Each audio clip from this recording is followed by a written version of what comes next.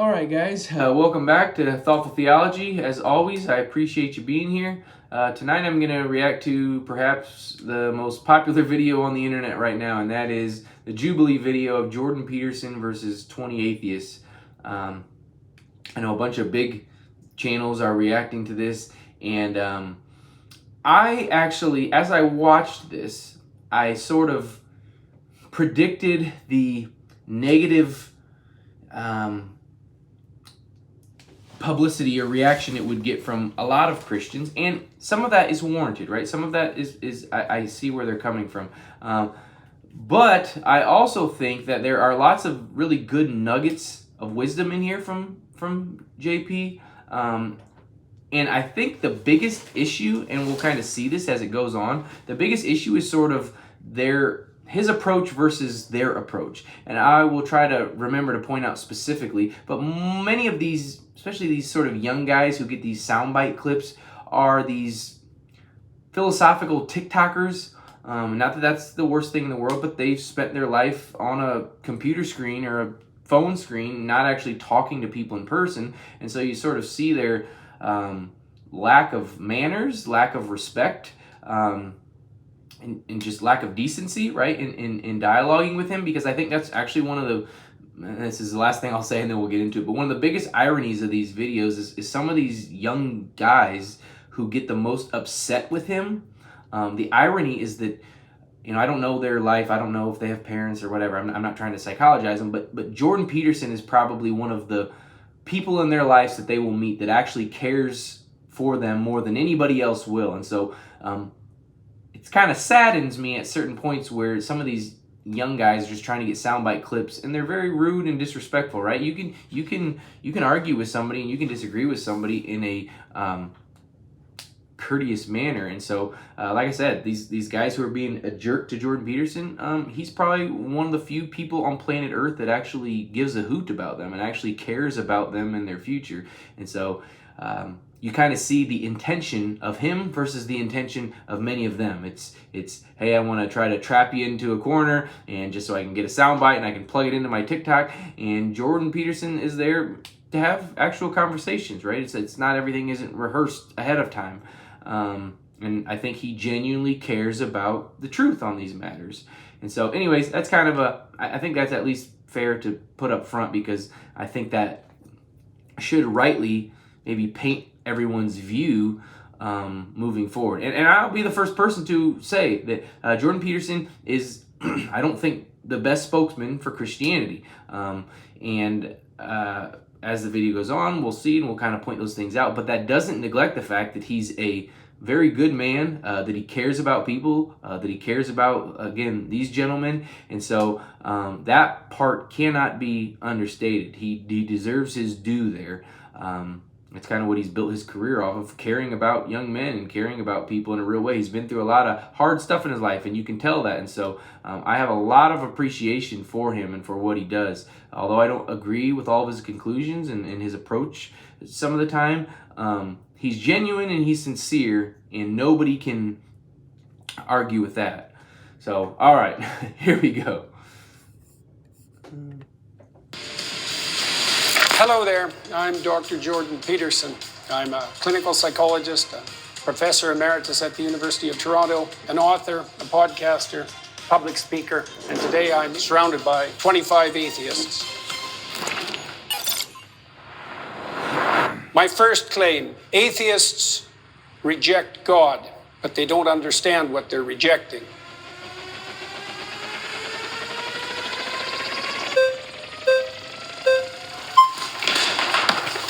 Good afternoon, Dr. Peterson. How are you doing? So this claim here that atheists don't know what they're rejecting.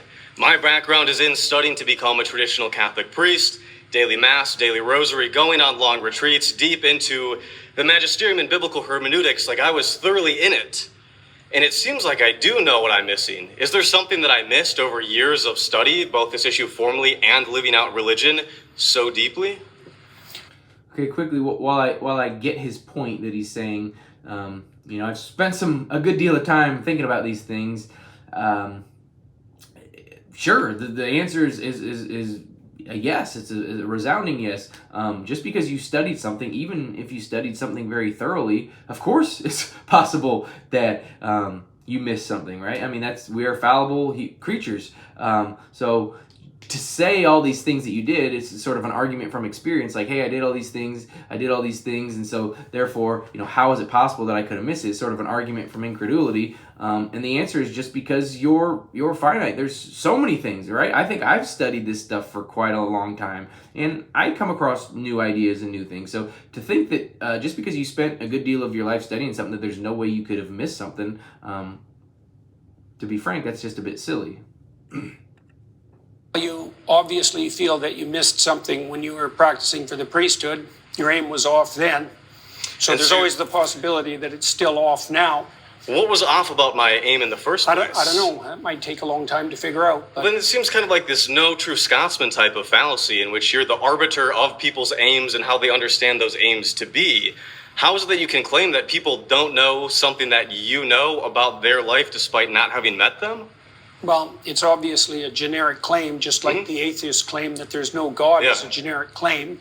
In your case, it would have to be specified more, and I'm not claiming to understand what was going on in your mind, but my experience with atheists is twofold. Is that they have a very reductive notion of what constitutes God, let's say in the Judeo-Christian tradition, and they've often been hurt by someone who was religious or by the religious enterprise or perhaps by God himself, so to speak, and that's left them with an animus. But I think... Okay, I obviously can't respond to every single point, so I'm going to respond to the parts that are interesting to me. And so it's interesting that Jordan Peterson, is a psychologist. That's what he is by trade. And that he brings this up, right? Oftentimes in the realm of apologetics, it's so based in philosophical argumentation and logical argumentation, that this sort of idea of questioning one's not motives, but questioning someone's emotional reasons for rejecting a position aren't often brought up because it's just sort of taboo. Because you can't argue, you can't tell somebody, and there is certainly merit to that. You can't say, hey, you're wrong, and you're only rejecting this thing because somebody hurt your feelings or something. But with that said, it is obviously the case that there are people who have rejected Christianity or some other religion or some other group based on a bad experience, right? Based on somebody within that group mistreating them, or like he says here, maybe you feel that you've been mistreated by God, maybe not answered prayers. And so, anyways, I just find this interesting that Jordan Peterson is a sort of good person to bring this up, because his approach to dealing with people is from a clinical psychologist angle, and so I think he's rightly pointing out here that all these guys that are going to come up here and they're going to give their argumentation, it's not right. I'm not committing the genetic fallacy as to how one arrives at a view, but it is true that many people arrive at their beliefs based on other factors other than just the logic and the intellectual side of things. And so I just think that's fair for him to point out, and I'm glad that he did. You have a reductive view of what atheism is. You've defined religion so broadly to include any sort of having aim in life, any sort of cultural archetypes, or having a metaphorical substrate. And atheism to you is a very specific type of like three people in the world that are these Raskolnikov type of, they want to get away with a perfect murder. It seems like you have the reductive view of what an atheist is. Well, let's start with your claim. Before he goes, I do think, and you're going to see this as a theme throughout, Jordan Peterson is not, I don't want to talk for him. When I say he's doing something, I'm making my own assumptions. He's not coming at this from like an analytic philosophy approach, right? He's coming at this from a much more broad approach. So when he gives definitions of things, he's not trying to be comprehensive in his definitions. He's trying to give definitions, I think, that people can resonate with, and that they can intuit and make sense of, and give simple definitions. And so when these guys try to nail him down and say, well, your definition, according to this, then you run into this logical contradiction or something like that. Now, I do think Jordan Peterson, he would be better off if certain cases, right? Maybe in this case, he would have come with the idea in mind to provide more succinct definitions, so he doesn't sort of run into some of these traps. And there are times where these criticisms are fair, that he can be a bit vague in defining certain things. So to sort of sympathize with the young man here, some of what he's saying I think is fair. You define the God that you're rejecting. Like, what is God to you? You studied in the church, you found that unsatisfactory. How would you characterize what you rejected? I think the average Christian believer, when they say that they're Christian and they believe, they mean some sort of God that is all-powerful, all-perfect, is somehow involved in the matters of this world, and that we look to them through wisdom and with the Logos incarnate in Christ. And it also seems like you don't believe in religion in the way that the average Christian says that they believe in religion. And there are as many gods out there as there are believers, because everybody has mutually exclusive and different views of what God is. So it seems Well, like if everybody had mutually exclusive views of what God is, no one could speak to each other. The mere fact of communication presumes a commonality of assumption and definition. And it's certainly not the case that I regard any archetypal manifestation whatsoever as equally religious. So that's not a real claim. Let me give you an example. For example, there's a sub-narrative in the story of Moses where Moses is rewarded with a glimpse of God. Okay, and that's one of the ways that God is characterized in the Old Testament stories. Yes. Now, Moses is a faithful servant of God and a good man. At least that's the case within the confines of the story. one possible interpretation. It's the case within the confines of the story, obviously. Obviously. When we look at the Bible can't precisely say anything, because there are so many different exegetical and hermeneutic views of this particular book, and that everybody has everybody has disagreed historically on, it seems like, even the most benign detail about a book this big. And it seems like you can only say that the Bible says something if you first presuppose that it's univocal. So, okay, so he's kind of making an argument here that because people have disagreed on interpretations, and he's right? There's a number of interpretations for most verses, right, in Scripture. That's why we have the different sects and things like that. But that doesn't mean that one cannot assume that there is an objective truth of the matter, right, regarding that there is a correct interpretation, right? Each author, when they were writing, they had something in mind, the fact that we can't know for certain what that is doesn't mean that we can't speak with confidence regarding our interpretation, especially when we provide good hermeneutical and exegetical reasons for why we think that this is a good interpretation. You can't just throw this argument out and say, well, so many people have disagreed, so you can't be right. No, you have to actually argue against the position that one is giving and give reasons for that. It can't just be hands in the air, we can hand wave away, nobody can be right because people disagree. That doesn't follow at all. your claim essentially is that Moses in the Old Testament plays the role of a villain or is irrelevant. Because the alternative claim is that he's good. Know.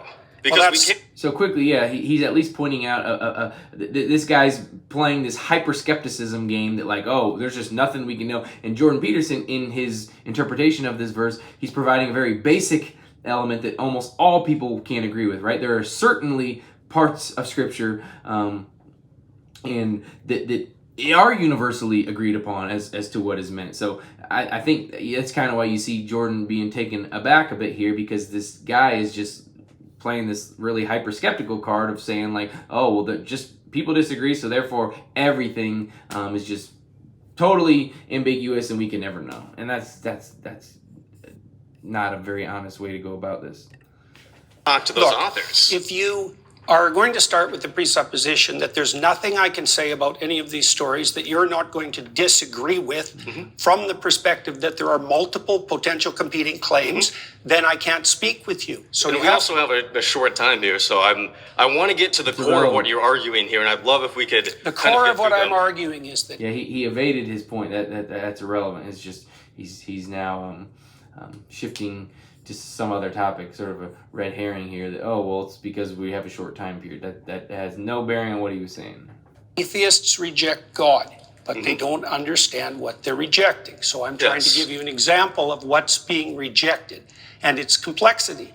Okay, so God rewards Moses with a glimpse of the divine. So this is a definition of the God that atheists are hypothetically rejecting. A possible one. I said ah. Yeah. I didn't say the. I know. said ah. That is possible, yes. Okay. So despite the fact that Moses is a stellar character and he's had a long and difficult life and can withstand a lot of difficulty and travail, God puts him between two cliffs. So he can just see a crack of what's in front of him. And when God walks by, he allows him to see his back. Okay, so the implication of that story is that the divine is fundamentally unknowable. It's a pinnacle experience, and that people in their finitude have to be shielded from a comprehensive vision of the basis of reality. Well, that's... So this point he's making about man's finitude versus God's sort of infinite nature, right? That's why God only allows him to see his back. Sort of this point that God is so separate than, so holy compared to man, that man can only see his back.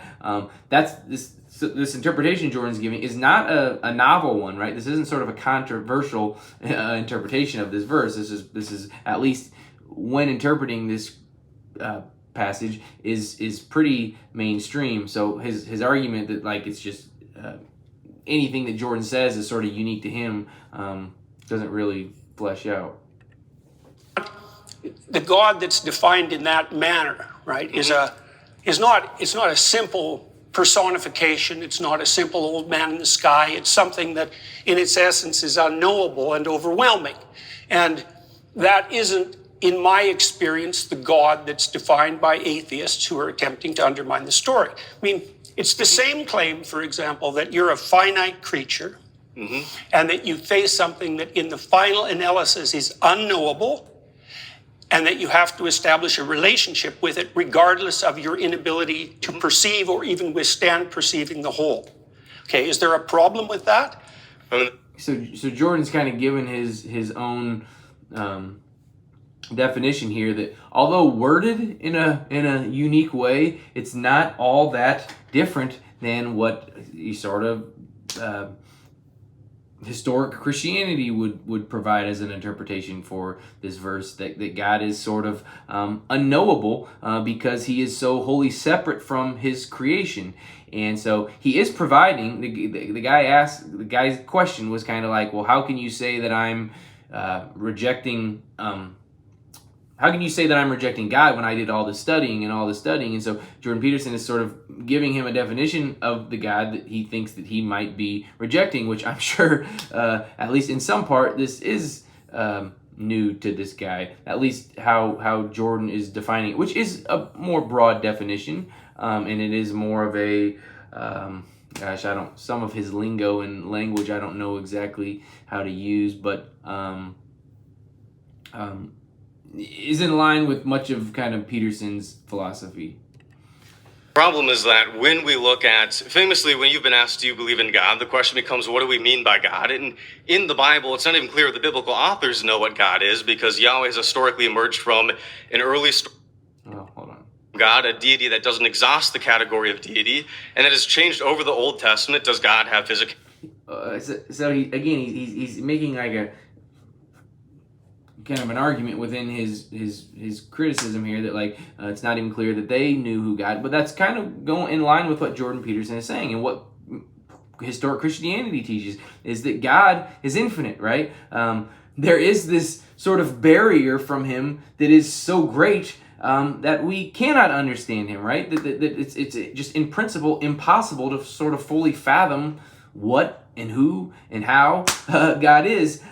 Yet we have in the incarnation with Christ, we have the fullest, clearest picture, revelation, right? It is God in flesh. And so although we may not have all these other metaphysical understandings of God and his nature in Christ, we do have the most important things, and that's sort of God's character, God's love for all people, God's merciful nature, God's care and concern for his creatures, God's justice, right? God's justice, God's holiness, in Christ's sinlessness. And so I kind of get the feeling like because Jordan talks in a unique way, which isn't bad. I've listened to him enough that I think I can track with him. I think this guy is kind of missing some of what he's saying. Does God not have physicality? It seems like, yes, if you define religion to mean anybody that has an aim, anybody that looks at the unknown, anybody who wants to go from chaos to order is inherently religious, then yes. But also in the same way, I could define atheist as somebody who doesn't dogmatically believe in a religion, or somebody who doesn't regularly attend religious services or belong to a denomination. To help especially the audience kind of like boil this down, there was a lot of words there. That the central claim is that we exist somewhere between the finite and the infinite. A central claim. A central claim is that we exist somewhere between the finite and the infinite. No, I said that we were finite and we had to establish a relationship with the infinite. Yeah, then in that case, then we're all religious, but then I can do the same thing and define one particular element. I don't see how that's the case. I don't think many atheists are granting that point on a regular basis, right? That there's this infinite thing that is that it's even possible to have a sort of relationship. At that point, you're pretty close to granting some sort of personal God. Of atheism, it seems like we both have a reductive view of what the other side looks like, to the point where a conversation seems incoherent, and not just incoherent, but not in the way that the average Christian understands Christianity to be. Do you have a Okay, problem? let's pause there. Sorry, you've been voted out Awesome. by the majority. Yes.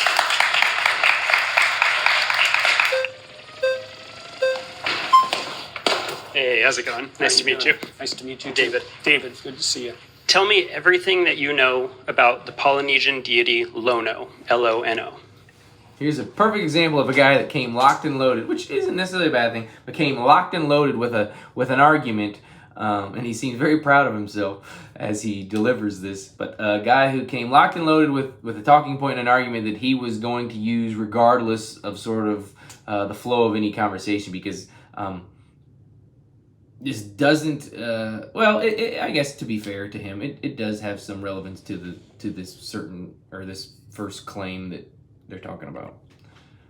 I don't know anything about the Polynesian deity Lono. So you're rejecting something without knowledge of what you're rejecting. So Jordan's going to say this, but that's just clearly a big assumption on his part. If I'm unaware of, I'll just make up a god from some religion. We'll call him blah blah blue. If I'm unaware of him entirely, right? If I'm unaware of this religion, that there's this guy, that there's this anything, me being unaware of him doesn't mean that I'm rejecting him, right? Most people, and Jordan's going to point out, it's pretty straightforward that you can't reject something that you don't know about. So this whole situation that he's setting up that he's real proud of, and there's a lot of smugness going on. I try to be really nice and charitable, and I'm going to continue to try, but some of these guys are really hard to be sort of kind and patient with because of their demeanor towards him. Like I said, well, I'll leave it at that. I'm not rejecting it. Do you no more believe- than I'm rejecting do you believe in anything Lono? that I don't know anything Do you about. believe in Lono? I Do you fail to believe see that the he is a relevance of deity that. that exists in the world, exists in the universe, that exists in the existence of everything? Do you believe that Lono I'll is answer a that being? question once you. Because I don't believe in some guy that I don't know about doesn't follow from that I'm rejecting them, right? It could be the case, right? This would be what we would call a false dichotomy, that I'm just also unaware, right? You could believe in something, you could reject in something, and you could also be unaware of something. So this is just a kind of clear example of somebody setting up a false dichotomy, and I think he ultimately kind of ends up looking silly here.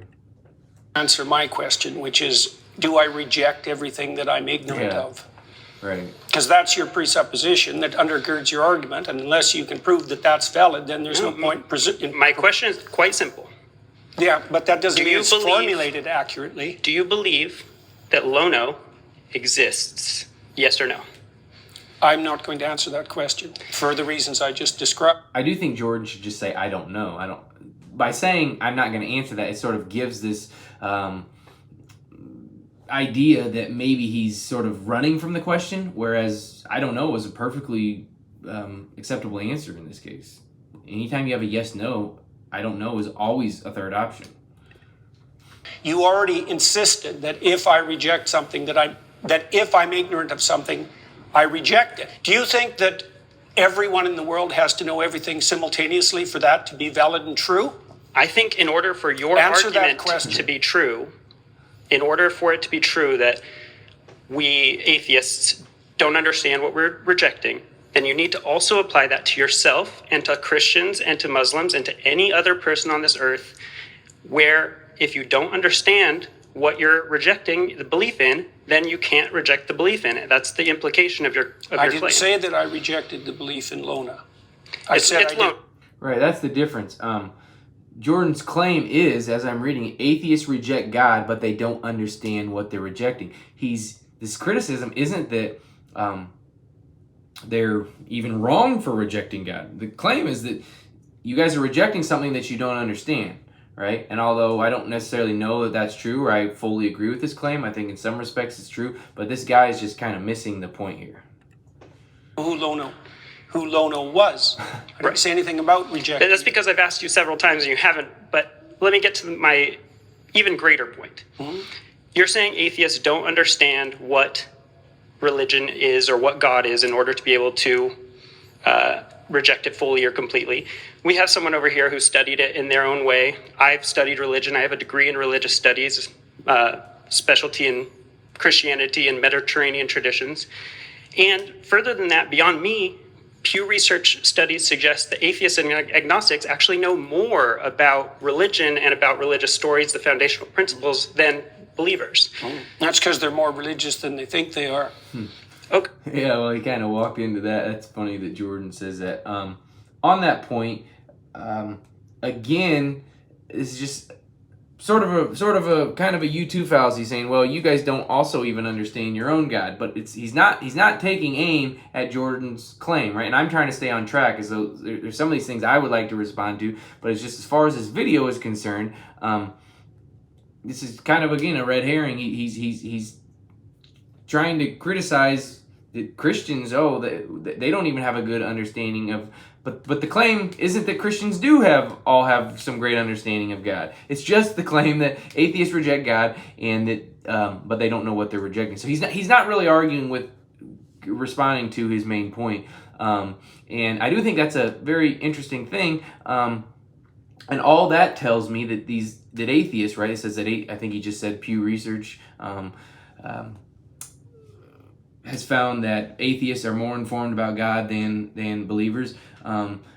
That also doesn't prove anything, right? That just tells me that there's this sort of weird, I don't want to use that word, that's too potentially mean, that there is this unique phenomena that once somebody rejects God, they spend a whole lot more time thinking about God. And my assumption is that's because once they walk away from a religion, they feel a little bit outcasted, and they want to have ammunition as to why they reject this God. And so that's okay, but I think oftentimes, and again, this is just kind of an assumption on my part, I'm not saying always, but oftentimes the rejection of a faith comes because of some other reason, and then all of these intellectual and logical ideas and philosophical arguments sort of follow that as a means to solidify one and justify one's decision. Now, again, not always the case, but I think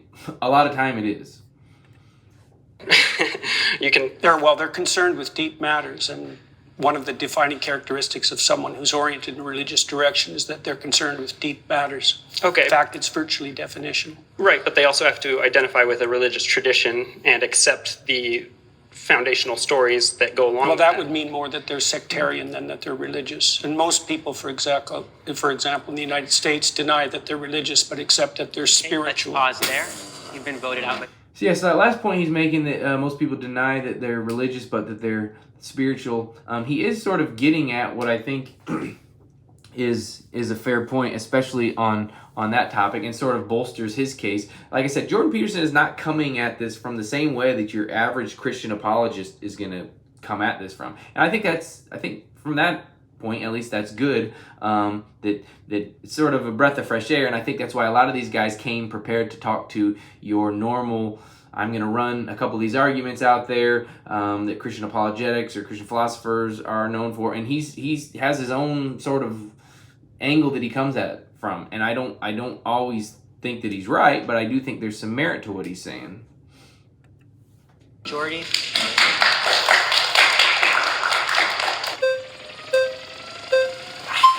Aha! I remember this guy. Hi, nice to meet you. How are you doing? Good, how What's are you? your name? I'm Greg. Nice to Hi, meet you. Greg. Okay, so This guy's like super likable. Like he's got a good personality, and I hesitate to use the word vibe, but he's just a likable guy. I feel like you're getting at this idea of polysemy, where we have multiple related meanings for a word, right? Like, for example, a famous painting can be emotionally moving in that it changes my emotional state. And when I was on the highway coming here to the studio, I was physically moving. I was changing my position. If I said, I believe the Mona Lisa is very moving, and you said, you don't really understand what you're saying, it's nailed to the wall, I would say that you're the one who doesn't understand what I'm saying, not the other way around. And the way that relates to this is there are many concepts of God, and I'll admit, I find a lot of what you say about that interesting. I'm familiar with it. The idea of this kind of Jungian hierarchical thing, or as a metaphor or a symbol, or the kind of, atheist, materialist, literalist idea of a agentic, omnipotent, omniscient being that intervenes in reality, right? So when I'm saying that I reject the concept of God, I'm aware of these other definitions of God. But I think that when we use words, we tend to only imply one meaning at a time. So the same way that I would say the Mona Lisa is moving emotionally, but I would not say it's moving physically. I would say I reject the concept of God in this very literal way. But What literal way? So that was a sort of long, elegant, polite way of saying, hey, I think you're equivocating on the word God. When you use the word God, you're not using the standard definition that we all mean by God. And so that's basically, I think, a fair summation of what he was just saying. That God is this omniscient, omnipotent, agentic, supernatural being that sent his son down and has, caused miracles and all these things like that. The idea of God is Do you think that there's an underlying unity of things? Could you explain that question? Well, scientists, for example, believe that science unifies in a comprehensive theory. Do you? Yes? No? Or that there are multiple competing truths? Those are the options. Either things unify or there are multiple competing truths. I know that, for example, like in physics, people are looking for like a theory of everything. And why do you think they're doing that? It's interesting, it's helpful. But they also believe that there's an underlying unity to things. In a sense, yeah, like like the material world. So this is almost kind of like, and again, this is why I actually appreciate Jordan, because I think what he's getting at here a little bit is sort of the fine-tuning argument, right? That there is this unity about the universe, and that's weird, right? That kind of cries out for explanation. Why is it the case that there's this natural unity amongst the natural laws that uphold our universe? That's odd, right? Why would we expect on an atheistic worldview, why would we expect there to be this sort of order and elegant harmony that upholds the universe, right? It's just, it wouldn't be expected. And so he's kind of giving a fine-tuning argument without going through it the normal way. And so I think that's cool. I can appreciate that, actually. And I think that's why it's catching a lot of these guys off guard, because they're used to watching and responding to your redundant, and I don't mean that in a pejorative way, but I have even gotten I've gotten bored with Christian apologetics in the past couple of years, right? It is just kind of a repetition of the same sort of things, and so I can appreciate him coming at this stuff from a different angle is really all I'm saying. Time and space are probably governed by universal laws and principles. Partly that, yes, yes, but that the same thing might extend to a broader domain that would include imagination and value. Could you help me connect that to... And so this right here is an argument that I'm sure some Christian philosopher has made, but isn't a popular one within like Christian apologetics. Jordan Peterson saying that, like, yeah, you can sort of apply this unity of nature, this sort of fine-tuning argument that again cries out for an explanation, which fits perfectly with the fact that you have a God who would create an orderly universe, right, that could be explored. But he's even extending this now to saying, like, hey, this is also true of sort of, what did he say? He said imagination and something else, but outside of the natural world. So sort of the mental life of human beings also has this sort of unity, right? There's this sort of unity amongst humans as far as to what we desire, what we long for, what moves us, and things of that nature. And so he's just kind of extending, if there's some merit to this fine-tuning argument of nature, maybe we can extend this to the mental life of humans. I'm not probably saying that perfectly. This is all in one take, so I'm not editing this stuff, but I think most people can track with what I'm saying. Prompt? Well, I'm trying to define God, the God that I don't think atheists do a very good job of defining. Here's another question Not to for their you. fault. What do you think guides you in your determination of whether or not what you're saying to me is true? Can we go back? Can we stay on what we were talking about? We are. Okay. You're just uncomfortable with the Yeah. question. No, And I think he's right. I think that Jordan's approach to this is so different than what, again, these people are used to dealing with. I know I keep saying this, but he's sort of catching them off guard. They're not able to sort of go to their go-to questions and gotcha moments. And so it's a lot of times people come in with a mindset of who is it, Mike Tyson? Everybody's got a plan until you get punched in the face. Well, in some ways they're getting metaphorically punched in the face, and they're not really prepared to how to respond. like you're just kind of throwing different spaghetti at the wall. I'm not. Okay. I asked All right. you a very specific question. What is it that you think guides? That's a cheap pushback. If you don't understand somebody, don't accuse them of throwing spaghetti at the wall. If you can succinctly explain what it is that they're saying and why it's sort of word salad, then say that. But when you get to a point where you're just not tracking with somebody, don't accuse them of that. When you're talking to me to help you determine whether what you say is true? Logic, memory, reasoning, sensory information. How do you distinguish that from being governed by something that's false? An interesting question. How do you know the difference when you speak between what's true and what's false? So you can I imagine infer, right? I can infer. I can. from what principles? So, and what are you getting at? I'm getting at the fact that your conscience guides you. Is that reasonable? Conscious is defined by Conscience. Well, okay. My empathy and my reason are my foundational. Define it any way you want. Okay, so that's how I'm defining my conscience. Is my my conscience is my sense of Right and wrong. Yeah, exactly. Yes. Yeah, Where yeah. does that come from? I would say that comes from an evolved capacity to empathize and a recognition of the benefits of engaging with and nurturing that capacity. And then that empathy is constrained and guided by reason, right? Like, for example, I am driving down the highway.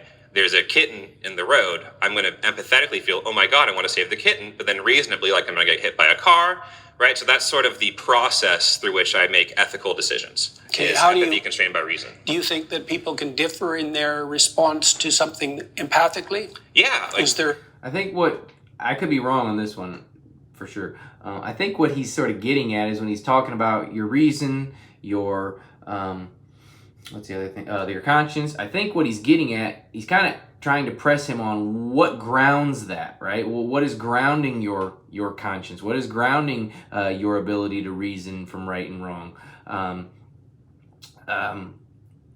So I think that's what he's saying. And again, so the idea from a Christian framework is there's a perfectly reasonable explanation that God has sort of created these mental laws, whatever you want to call them, like the laws of logic and things like that, that impose on us in a good way, so that we are able to make sense of things, that we are able to make decisions, we are able to justify and rationalize and reason through certain things. But it makes total sense on the worldview that God exists, because God being a personal agent, one who thinks and one who has these sort of faculties himself, it would make sense that he would want to pass on this ability to reason and to use rationality and all these sorts of things. So it's perfectly expected on a worldview that God exists that we would have these governing logical principles. mediating principle. And moral principles, right, was probably the more important one here, being like what governs our morality. Can tell you one person who's empathic and another person who's empathic that disagree who's correct. Interesting. Yeah, I mean, I think that's where we'd have to, talk it out, right? We do that in real life all the time when we have, whether that's a discussion with a friend about the right thing to do in a situation, whether that's a policy discussion about law, right? That's where we can converse with each other, think about things, explain our perspectives, and then kind of reach a conclusion, right? That I think we do that all the time. So Elijah, didn't the answer the prophet question. Elijah, defined God in the Old Testament as the voice of conscience within. Okay. That's a definition. So you're saying by that definition of God, I guess, see, this kind of goes back to where I'm saying initially. I'm not defining it. Elijah Okay, defined so it. as Elijah defines It's God. defined that way in Jonah, too. Okay, so as Cardinal Newman also got defined it that way. as I'm sure you know many people who've defined it that way, and it's impressive. You're a very knowledgeable person. I'm not trying to be impressive. I'm okay. just pointing out to you Got how it. God is defined in the Old Okay. Testament. All right. So to respond to that, I do think there are lots of interesting ways to define God. And that goes back to my kind of opening Then how statement. do we specify what we're arguing about? We use context clues, or we again, it goes back to my example of the I'm Mona defining Lisa. God as conscience. Okay. So that's interesting, but then you're kind of expanding the meaning of No, God. I'm not. That's how it's defined in the Old Testament. Okay, so- in Elijah and in Jonah. Sure. So again, I think he's a little bit taken aback because Jordan Peterson's defining God as just your conscience, which is something that he's probably not used to. And to JP's credit, he's saying, well, I'm not making up his point when saying I'm not defining it that way. He's saying that this is an extraction from the Bible, that these biblical authors made this claim. And so his point there is just to sort of establish that it's not an arbitrary definition that he's coming up with on his own. And I do think that in some ways, right, I think that it says that the Holy Spirit, convicts the world of sin. And so I think our conscience is God-given. And so in that way, I think this is at least could be included, right? Again, I don't agree with everything that he says. I'm just trying to track with the arguments here that are being made. It's not whoever. Okay. Elijah is one of the Okay. major All right. Old Testament All right. prophets. All Right? right. He's equal in stature to Moses. Okay. Right. So it's not arbitrary. All right. So that is interesting, but it's not relevant to the context with which I am using the term God. It's directly relevant. Atheists reject God, but they don't Right, understand but what they're rejecting. you're You being- accept conscience as a guide, and conscience is one of the defining characteristics of I God in the Old Testament. I think you're being intellectually disingenuous. In what way? See, so again, I don't know how he gets that from anything that's been said here. I think he's getting frustrated that he's not tracking with Jordan very well. And I'm not saying everything Jordan's saying is right or good, but I don't think this accusation that he's being intellectually disingenuous is a fair one. His claim is that atheists reject God, but they don't understand what they're rejecting. And he's now explaining what it is that God is, and in an effort to show that, hey, this is a thing that you're rejecting, and you didn't know that this was God, sort of thing. Because that's his claim. Again, whether I agree with that or not, I don't know. But for the sake of this argument, I think that's what's happening. Because, again, I asked you if you believe that conscience guided you. You just asked me a question, and then you stopped me from answering it.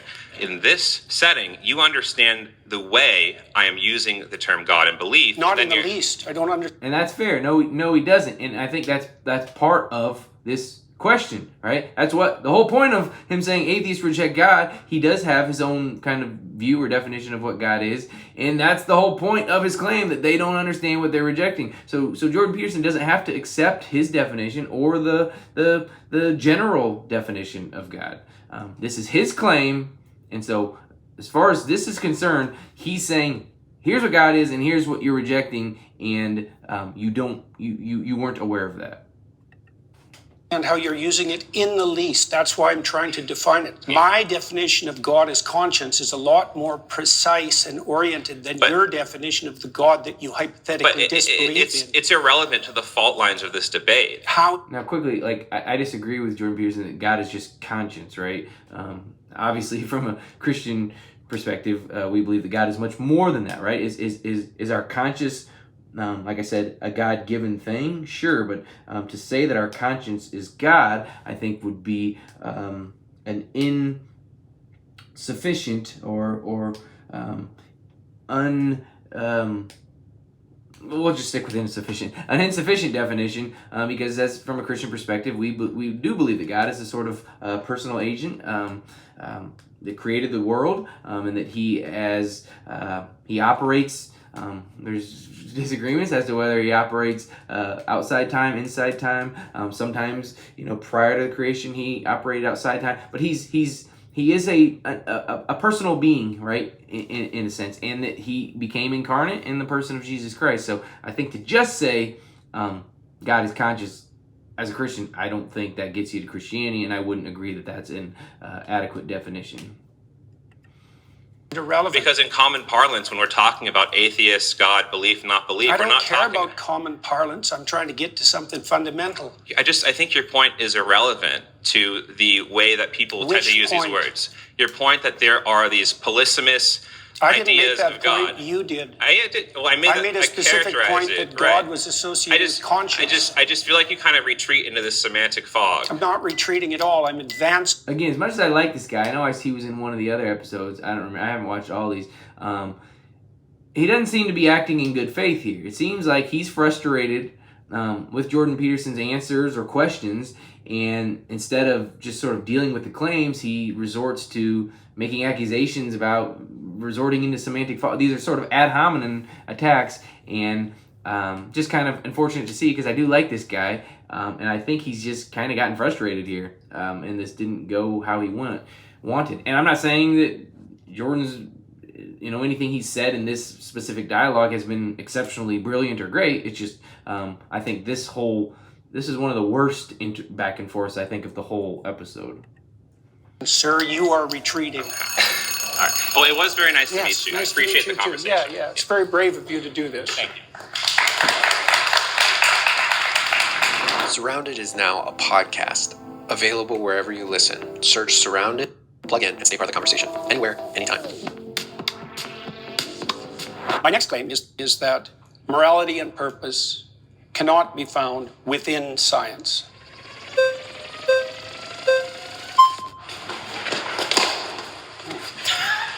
What is up, Mr. Canada? How you doing? This whole format seems pretty. It seems like I don't know the rules. I guess once you get voted out, you're probably done. But it just seems like the people closest to the seat have such an advantage on that. But I don't know. Maybe there's no way to do it perfectly. Doing great. What's How are your you? name? Brian. I think it's interesting that you say that morality and purpose can't be found in science. Actually, No, within science. sure. Yeah. Purpose, I actually grant you, because purpose is subjective, right? Unless you want to boil it down to the purpose of life is just to procreate, right? Sure, whatever. Morality is actually something that we do see. We actually have examples of Neanderthals, and older individuals found in a tribe, missing an arm, missing teeth, still alive somehow in his 40s, 50s, right? Typically, you're a Neanderthal, you can't eat, you can't hunt, you die, right? But we know that members of his tribe were taking care of him, right? So we know that at some level, early in our evolutionary history, we actually developed altruism. We have examples of chimpanzees who actually have a basic understanding of fairness, right? If you give a chimpanzee 2 grapes, right, and his buddy gets 3, right? He actually freaks out, right? But you give both chimps 3 grapes and they're good. We have examples of parrots. Except for the greedy chimps. Except for the greedy chimps. They want 4 grapes. They want 4 grapes. Those do exist, right? But we have similar examples where we do animal tests, right? So morality is intrinsic. I think So it precedes science. that actually. Is that right? Yeah, all he's saying so far is that we sort of observe this moral behavior, but that doesn't do any work to say sort of why it is the case that there's this moral behavior. Where does this moral behavior come from? Just to say that, hey, there's this thing, and we see that it's a sort of true aspect of reality, this morality. That doesn't go anywhere to explain why it is that way, which is the important question. That's the interesting question. Way to define it would be that social animals, which we are, right, Yeah. require some level of morality or. Into what? I'm not disagreeing. Sure. Why do they require that? because it's the only way that social groups can actually survive, right? That's my point with Sure. regards to science. Thank you very much. Is that Precisely the point that you just made, that science has to exist within a moral framework that isn't in itself scientific. how's that not scientific? Well, because it's not derived from the scientific process, as you just It indicated. doesn't by need to derive pointing from the to- scientific process. Hang It's on, the fact that hang on. Well, yes, it does. If you're going to say that science can explain it, then it has to be derived from the scientific process. And so, anyways, it's saying that this sort of morality that we observe is presupposed when making these observations. But again, it's not doing any sort of groundwork for explaining why it is we see this morality. But I'm just kind of repeating myself now. we are social animals, we need that to exist as a group. I right? agree, but- Sure. Okay, we need it. That's okay. That's true. We need it to exist as a group. But why is it the case that we need it to survive as a group? You pointed to the morality of Neanderthals, to the morality of chimpanzees. They didn't derive that from science. They don't need to. That's not That's how that my works. point. Science explains it. So you No, just- science doesn't explain morality. it doesn't explain how social animals would need to be. Well, that's Altruistic? a complicated question. Is it? But we see it though. Yeah, but explaining the evolution of morality and explaining morality itself aren't. Yeah, even most philosophers, atheists, religious, are gonna grant that sort of morality is a sort of different category of science and cannot just be arrived at through sort of strict scientism or empiricism, right? That morality is a different category. Thing. Okay, so you're asking why does this happen? Yes, that's more accurate. Because we're social animals and we Yeah, need but there's to be. more to it than that. Is there? Sure. For example, so we're moral animals that have a sense of the future. Sure. Okay, that makes us unique, and that structures our morality. No, actually, there are other animals that can predict the future. Or Not predict really. the future. No, tigers. Actually, there was a tiger at the SF Zoo that killed somebody. And so Hunting actually, animals. Look, no. Kids threw shit at the tiger. The tiger actually plotted its escape, and it found the I'm not kids. saying that animals can't think. Okay, No, but let's they can pause here. perceive the future. Yeah. That's what I'm saying. Well, I'm not saying he's wrong, but I would like to know that how we would know that without being able to sort of verify this through the tiger that's actually what took place. That the tiger was offended by these kids and thought and plotted about how he could get. I mean, it's I'm not even I don't. It makes no difference to me whether that's true or not. But I don't know how you would prove that. It out by the majority. Thank you, man. good man. Yeah.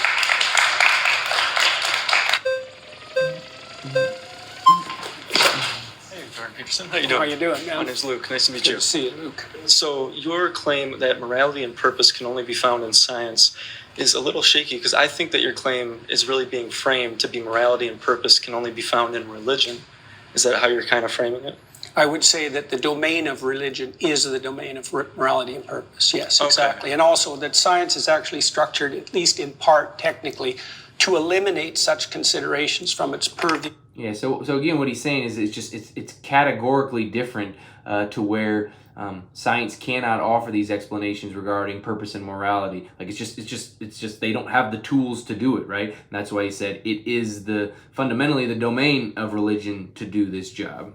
And I think he's right. Again, I don't. That's not a hot take. That's I think what most philosophers and people thinking about this agree on.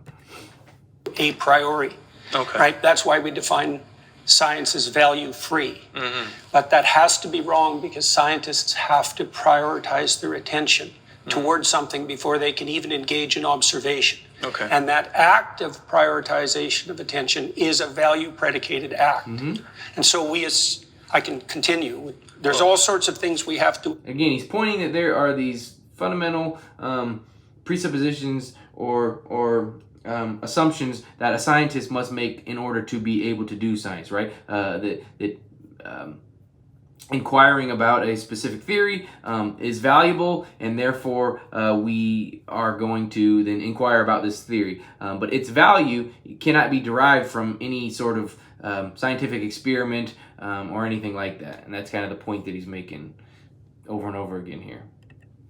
Assume Yeah. about science before it can take place. Okay, so what I'm specifically pointing out here is about religion in particular, since you yourself are a Christian, right? People debate about that, and I generally don't discuss it publicly. Okay. So I don't like that he does that, but I'm also just going to be charitable and assume that he has good reasons to do that, right? I don't think that that's sort of the conclusion we arrive at through the New Testament. I think if you find yourself a Christian, or you become a Christian, that it's something that you should certainly be willing to share, and something it's not something to hide. But I think that he's wrestling with something about it, and so he himself isn't sure. And so if that's the case, that he's not sure whether he should call himself a Christian, then he shouldn't say that he is. And I know we all want him to, and we're all pulling for him to. Maybe he's just not there yet, but I guess we've got to kind of maybe cool it a little bit on getting so frustrated with this sort of answer from him, because he's been consistent on it, and let's just be gracious and assume that he has valid reasonings for giving this sort of answer. Understand that. And me myself, I am a former young earth creationist fundamentalist. Oh yeah. So I have experience in this. I used to run a TikTok channel directed about apologetics about the Bible, specifically in this type of facet with morality, evolution and such, and going back and forth with that. So in the Bible, it talks a lot about slavery, right? Yes. Yes. So in that, it teaches you how to take care of a slave. Rather than saying slavery is wrong, I think it should say that. It says that in the story of Moses. It says slavery is incorrect. It says it's immoral. That's why Moses leads his people away from slavery. But why does the Bible predicate and tell people exactly how to take care of a slave? I don't know that you can. To be fair here, I don't know that Moses freeing the slaves from Egypt entails the fact that that slavery is wrong. I think that might be a bit of a. Obviously, I think that Christianity teaches that slavery is wrong, but I'm saying I don't know that specific story does the work of making that claim. Or establishing that claim. Wouldn't you say that culturally we've evolved as a species, as he said earlier about empathy? Yeah, I would say that the reason we evolved, so to speak, away from slavery was because the West was founded on Judeo-Christian morality and the presumption that every person was made in the image of God. And so slavery itself became immoral, and that was established by Protestant Christians in the UK, who then convinced the UK government for 200 years to go to war on slavery. And wouldn't you say that this is about the cultural evolution of humans in general, rather than just Christianity? No, I think it's the flowering of the ideas that were embedded in the biblical texts across long spans of time. I feel like this is just humans editing based on the cultural evolution of morality. What do you mean by just? Just? Yeah, just humans. Well, humans. Editing. Well, based on culture and history, right? We get better. They did do it based on culture and history, but culture and history have their foundations too. So. Well, yeah, but we're talking about slavery. So many people bolstered it based on the Bible. Based on the Bible. They looked at it and they justified it in the United States and the Deep South. They justified slavery based on the Bible. Because somebody uses a book or a specific belief to do something wrong, which happens, unfortunately, it's sad. It happens with almost every large ideology. Doesn't then mean that the religion or group is wrong. It just means perhaps that people have wrongly used the religion or misused their powers and justified it in this sort of erroneous understandings of said religion or ideology.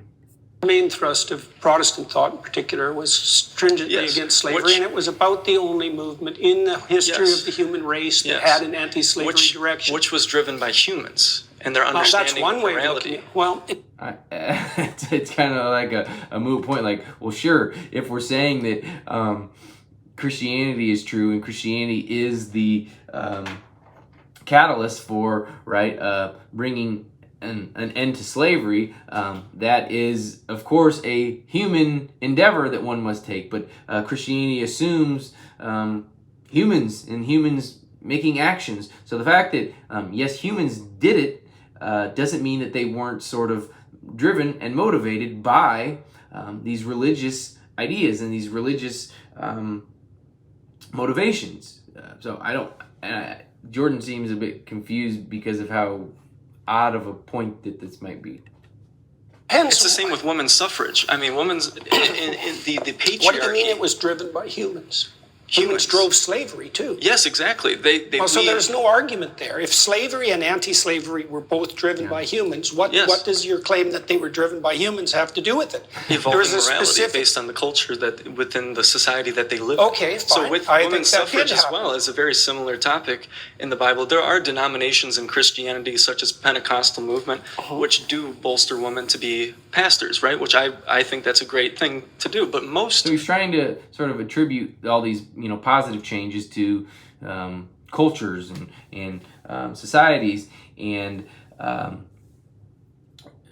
although that is in part true, what is the thing that's motivating these changes within these cultures, right? Cultures don't just change on their own, right? It's not like that they're void of human motivation. Cultures change as humans change, right? As we see throughout history, we make this moral progress towards a better world, and so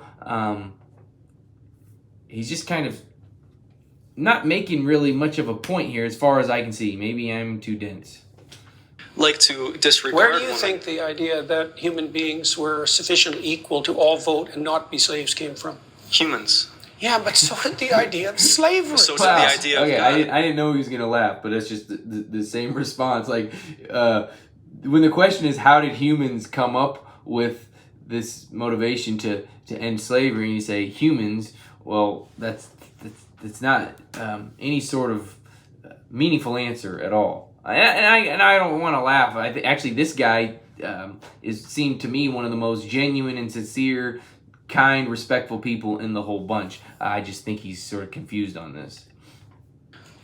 Fine, but what's your point? Like, you're not making an argument. You're just saying all thoughts come from humans, regardless of the thoughts. It's not driven by a higher power. It's driven on our experiences as humans. Yeah, there's no way that you could conclude that. Just because humans have thoughts and we don't know the motivation or where sort of the motivation for these thoughts comes from. It's not just them, right? You have these sort of external considerations to take into account. What is best for all people. Is it driven by conscience? It could be. Which conscience is also something that has evolved over time. And I think that's something that does evolve in morality and empathy. Okay, I don't understand the point that you're making. My point is that God influenced slavery. People looked at the Bible and went, this is moral because God says so. Just like women's suffrage. There's lots and just like homosexuality. That's a bad argument. I think he's about to say this, if I remember right. All human civilizations have practiced slavery. So to say that the Bible is the justification for why people practice slavery is a very silly argument and just false, just demonstrably false. Given that we have all instances of slavery happening prior to any sort of Bible, people having access to any sort of Bible. Human societies were slave owning, so you can't blame that on the Bible. Right. If humanity decided... Oh wait, address that first. Yeah. What, all slavery? Human societies were slavers, so you can't blame that on the Bible. Well, you can say it bolstered it. Well, not if you look at the broad sweep of history, because it was the Protestant Christians based in on the their UK. interpretation of the Bible. Yeah, again, this isn't a controversial point. Historians will agree that Christians are responsible for the abolition of slavery. Even the atheist historians, sure, you can find some out there that are going to, but the large majority of historians in general, not just Christian historians, are going to grant this point that Christianity is responsible for bringing an end to slavery. That's not again, this isn't a hot take. This isn't a very controversial point. Protestant Christians, which evolves over time. Let's pause there. You've been voted out by the majority. Right. Well, it was great talking with you, nice sir. talking to you. I do like that guy. He's very nice. He seemed very sincere. Dr. Peterson? Good to see you, man. Pleasure. What's your name? Brian. So the first thing I would like to say is I would like to engage in this discussion in a symbiotic manner. I would not like to engage where there is one clear winner and one clear loser. Emotions are activated and it ultimately comes about ego. So I'm just saying I'm really trying to understand your position, and I would just like you to really try to understand my position. Deal. Okay, sounds good. I love that little interaction. This guy sort of, kind of, even as I watched it the second time, it's a bit awkwardly worded, right? It comes off as a bit awkward, but based on what he's saying, he's essentially saying like, hey, I want to have this discussion with you in good faith, that we're not just trying to one up each other, but that we're really trying to get at something here, right? We're trying to dive into the truth of these matters and hopefully come up with, understanding each other better. And I love Jordan Peterson's reaction to that. Very simple, concise, because he agrees with that. That's what he wants, and he's very serious. And I just love that. I love what the guy says, and I love his response of just deal, like in this really sort of serious, genuine way. I don't know. That's not a super big point that I'm sure people are going to make, but I just really appreciate that moment. With that, if you're saying that morality and purpose cannot come from science, is the opposite of that true, that morality and purpose can only come from God? That's a way of defining it, yes. Okay. That's right, that's good. So I would say that with regard to the first claim, say, atheists don't understand what they're rejecting, because I would say, by definition, God is the unity upon which moral claims are based. That's a definition, right?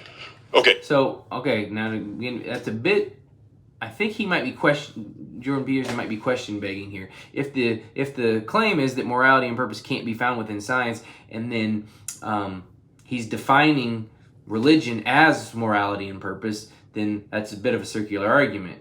He needs to defend, he needs to argue for why that is the case. If there is a God, what is the purpose of life? Well, in the Christian tradition, the purpose of life is to engage in voluntary, upward, self-sacrifice so that the kingdom of heaven can be established on earth. So you're trying... That is a big part of it, and that's essentially, I'm pretty sure the Bible says that the purpose of man is to sort of enjoy God all your days. Not quite in that simplistic of a term, but what he's saying there is a big part of especially our human life right now, is sort of bearing our cross and following Christ amidst suffering and persecution that we all cannot avoid. And so that is a huge part of being right, and Christ is that example, right? That's sort of the beauty of Christianity, is that God didn't remain distant from us in our suffering. Rather, he entered into our suffering, and he took on the worst version of suffering that anybody could ever endure. And so he is our example. He is our sort of leader. And if he saw fit to suffer on our behalf, then it just seems that in this loving relationship that we have with God, that we should see it fit to suffer on his behalf. But ultimately, we the Christian hope is that one day this suffering will all come to an end, and that we will all actually be in perfect harmony with God and with one another. And so what he's saying here is a really central part of Christianity, although it may not be the full picture. Make it to heaven and avoid hell.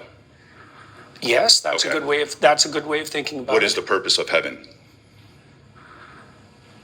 Do you understand? Well, so here's the deal. At We minimum, can get it's into the an opposite infinite... of endless suffering. How about that? Okay. Yeah, and that's one way of looking at it. I do think sometimes I don't like when it is contrasted in that way, that because then it sort of gives the idea that a lot of people are just trying to go to heaven to avoid hell. And although that may be a early consideration, I think that ultimately people who end up in heaven and who go to heaven go there, right? Because they love the things that God loves. They love holiness. They love righteousness. They love virtue. They love the things that God would sort of sign off on as virtuous, right? And so the sorts of people that end up in heaven are people who align with God and His character and right in His nature. And so the people who end up in heaven aren't just there as a result of like, oh, well, that hell place sounds pretty rotten, but rather they're people that Richard Swinburne, I'm going to botch the quote, had a very beautiful quote on one time on one of the interviews, and he said something along the lines that heaven isn't so much a reward for being good, but rather it is a home, a natural home for people, for good people. And I think that's a really good way of putting it, and sort of highlights the nuance in the point that I'm trying to make, that heaven isn't just to avoid hell. It's because you love God and you love God's sort of way of life, and that is why people will be in this harmony in heaven, because it's a natural place where they want to be, right? If somebody ends up in a place that is contrast to who they are, they're not going to be very comfortable there. So anyways. And so should we not try to achieve infinite suffering on planet Earth? And if we can achieve infinite suffering on planet Earth without God, avoiding it, if we can do that without God, then does that defeat your claim? Well, yeah, except that it doesn't. You circumvented my initial definition because I. Yeah, see, right. I think actually this guy's making a little bit of a good point. He's just saying, like, if heaven is only, right, the only motivation is to avoid suffering, then what if we could do that here on earth, right? Would that then sort of do away with our need for God? And so I think that's where the point that I'm trying to make is helpful, in that if we define it only as that, then he's got a point. Whereas if you define it the way that I just did, right, that heaven is a place for people who love God and love the things of God and love holiness and love and mercy and righteousness and right, sort of are sort of virtuous people in line with what God deems as virtue. Avoiding hell is just sort of a secondary. It's just a byproduct of being in love with God, right? And so I think when you put it that way, it sort of nullifies the point that he's trying to make. That by definition, God was the unified source of morality. And so if we engage in a moral exercise... And when you're talking about morality, though, when you really reverse engineer it and you get it down to its root, you're a psychologist, it really seems like it just has to deal with motivation. People are saying there is a God, It's more specific than that. Well, so let me ask you this. So if there is a God and there is a moral code and it doesn't come at your benefit, are you going to follow it? It depends on how you define your benefit. If it's going to come. So a guy's smiling as though, I know some people say, oh, how do you Jordan Peterson gets overly liberal with the question of how do you define, and sometimes it's appropriate. And I think what this guy is getting at is, like, that's a funny face. That's kind of what I think he's thinking at this moment. Okay, and so I think that here I'm gonna play this again. I'm not gonna lie, I'm kind of losing my train of thought. What he just said. And when you're talking about morality, though, when you really reverse engineer it and you get it down to, I think he's kind of getting at the point of, like, is there such thing as a selfless act, right? Is it always going to be for your benefit? It reminds me of the Friends episode where I can't remember who it was. I think it's Phoebe and one of the other people, and they're talking about if a selfless act is possible, which, again, I think that it is. I think that one can do something, because it's kind of like, hey, let's say you're driving down the road and you do not want to stop and help this person in the rain put on their tire. That when you do stop and you help this person with their tire, you get some satisfaction out of that. Therefore, it wasn't a selfless act. And it's like, well, I don't think that's the right way of thinking about it. If I'm driving down the road and I see this, the large part of me does not want to stop and help this person. I'm very begrudgingly doing so. And I'm not even going to enjoy the process of getting rained on and putting it. The fact that there's some satisfaction afterwards, again, is just a byproduct of doing the right thing. Almost never, not almost never, never are you going to sort of make an immoral decision, in hindsight, get this sort of virtuous satisfaction out of it, like in the case. So to just say that there's always some satisfaction in any decision that anybody makes that's sort of moral means that it's not moral, it's just selfish, I think is a kind of naive way of looking at things. Its root. You're a psychologist. Yeah. It really seems like it just has to deal with motivation. People are saying there is a God. It's more specific than that. Well, so let me ask you this. So if there is a God and there is a moral code and it doesn't come at your benefit, are you going to follow it? It depends on how you define your benefit. If it's going to come at your expense, would you still follow it? Expense. If God came down and said, here is my moral code and you should follow it, but even if you follow it, you are still going to end up in hell, are you going to follow it? Well, see, this is one of those interesting questions where Jordan Peterson actually comes in handy here of asking definitions, right? Because a lot of times, somebody could ask a question that sounds reasonable, it sounds sensible, but actually is incoherent, right? It contains what we would call a logical contradiction. If a question contains a logical contradiction, then it's just an unanswerable question, right? It's like asking blah, blah, blah, blah, blah, and then putting a question mark at the end of it and asking somebody to, it's incoherent. Now, it's not as obviously incoherent or logically contradictory, but let's extract this. And I think I'm gonna end this. I'm only 30 minutes in. I will maybe do a part 2 or a part 3 if I get a good response or people like them, or if this one doesn't go well, then maybe I'll just call it here. But like I said, I just wanted to turn this on and watch it again because I had fun the first time. But anyways, on this point of, gosh dang it, I'm forgetting my point here. Got to rewind it, jog my memory. Down and said, here is my moral code. Okay, here we go. So he says, if God were to come down and say, here is my moral code, I want you to follow it, but if you follow it, you're going to be in trouble. Well, this question actually is unsensible because the definition of God is sort of this perfect being and the greatest maximal being. And the greatest maximal being means that God would not only be perfectly good, perfectly loving, he would be perfectly rational, right? He would be, these aren't typical words that we attribute to, but just to make my point, he'd be perfectly coherent. He would be perfectly consistent. So it's an impossibility of a perfectly good, loving, rational God to even say, hey, here's my moral code, which is a good thing, follow it. But if you follow it, you're going to actually receive condemnation, right? You're going to receive the opposite of a reward. It's just an impossible scenario that could not even, when viewed logically, sort of come to pass in any sort of meaningful way. And it would be hard for Jordan to sort of pick this out in real time, but that would be the way you would want to answer this question. It's just an incoherent idea to even suggest. And you should follow it, but even if you follow it, you are still... It's kind of like the idea when somebody says, hey, have you quit beating your wife? You don't want to say yes, because if you say yes, then that implies that you were at one point beating your wife. And if you say no, then it sounds like you're still beating your wife. Whereas the way that the question is set up is just unfair from the get-go, and we need to revise it for it to even get off the ground. And if we don't do that, then it's just wholly unhelpful.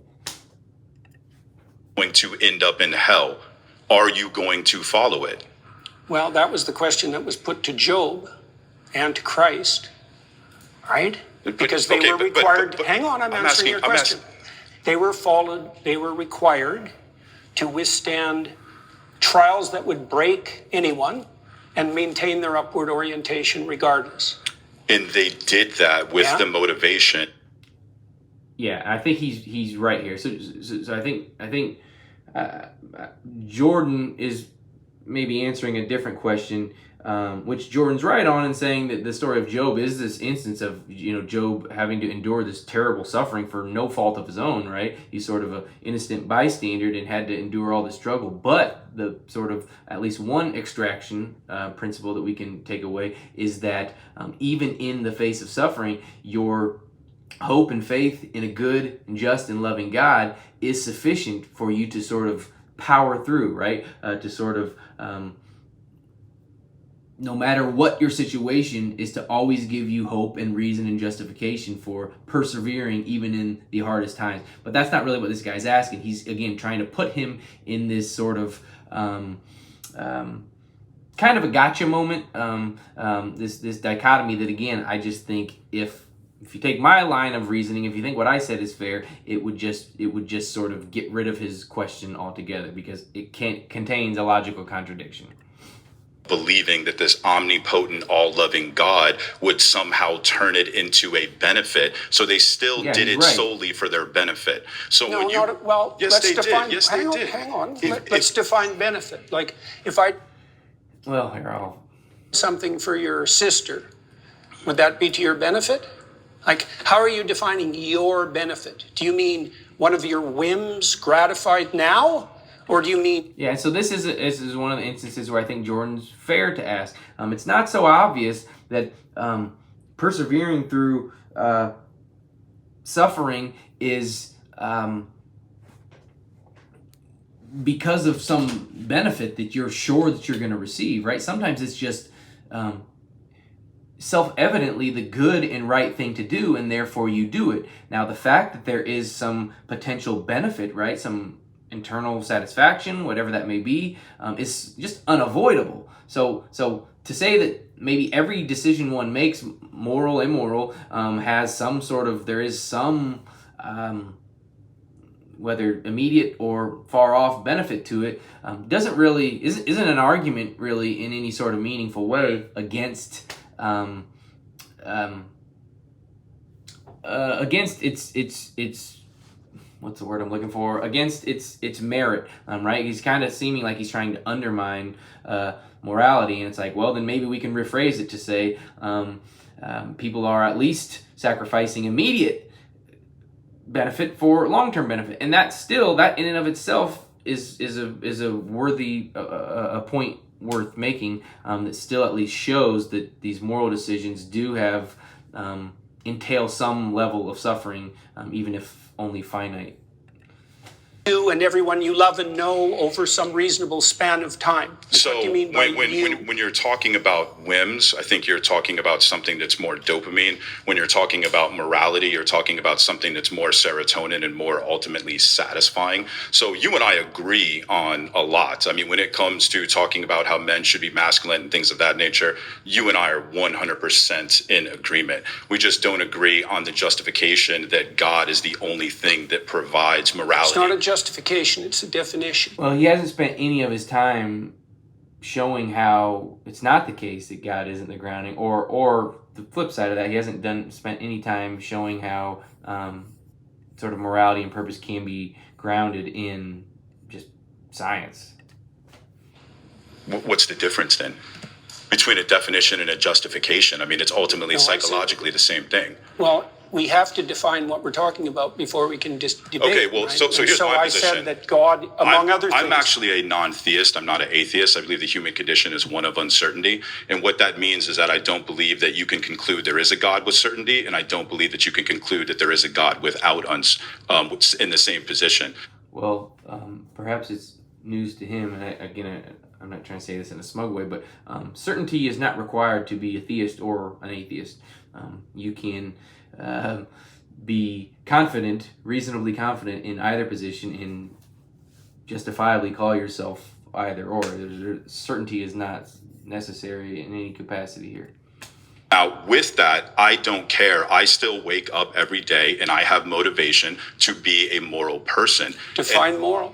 Moral, what I ought to do. Okay, and how do you and come what to that I ought to conclusion? do, ultimately it comes down to what not just benefits me, but what benefits the entire planet, what benefits the entire system. I think that... I guess maybe the point he was making earlier wasn't what I thought, but because if it is, then he falls victim to his own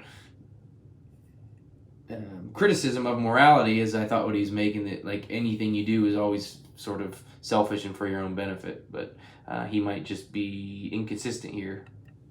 Your entire moral perspective comes from linear thinking. And when you look at the reality of the universe, it's actually more so holistic. So when you look at how Aristotle defined God, when he said that there had to be an unmoved moved or an uncaused cause, he was defining God from a linear perspective. And you do the same with morality, and you do the same. So I don't know what he means here. That sounds like just sort of a empty criticism that, like, here's these arguments from Aristotle, and it seems like it's because what does that mean to say that he was thinking at that linearly? Like, I don't know what that means, and if it does mean something, what is wrong with that, I guess, would be my follow-up question to him.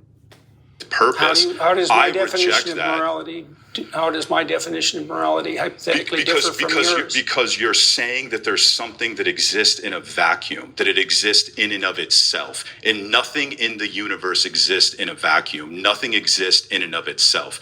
It's a whole systems-based morality. It's a systems-based reality. Is there a and that hierarchical is what. I don't understand the point that he's making. Nobody would say that morality exists in a vacuum, like apart from God, right? If you're a theist or Christian, you're saying morality comes directly from God. It's not that it just sort of exists on its own. So I don't really understand what the point he's making.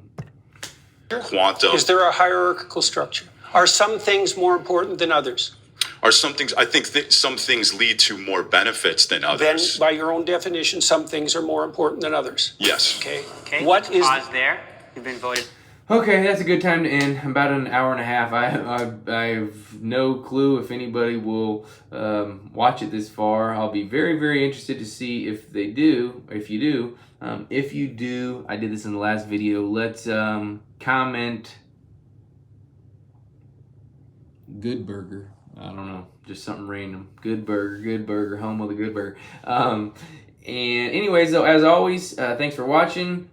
These are a lot of fun. Like I said, I plan to continue to do a part 2 and then maybe a part 3 because I only got through about a third of it. And yeah, I think these are important conversations to have. And I think, unfortunately, from the Christian community, Jordan Peterson got a lot of negative rap here. But I have enough appreciation for him in his sincerity that I'm kind of trying to highlight what I think a lot of good that came from this, because again, he doesn't always phrase things in a way that even Christians are used to, so sometimes he even sort of confuses us, but what I am confident in is that he's sincere, he's genuine, he cares about people, and so when you have that as your motivation, it's hard to be too critical of that. And so we can only pray and hope that God continues to draw him and bring him into his fold, and that he can sort of meet that definition of Christian as we all understand and hope him to be. So anyways, thanks for watching, guys, and we will see you next time. Bye-bye.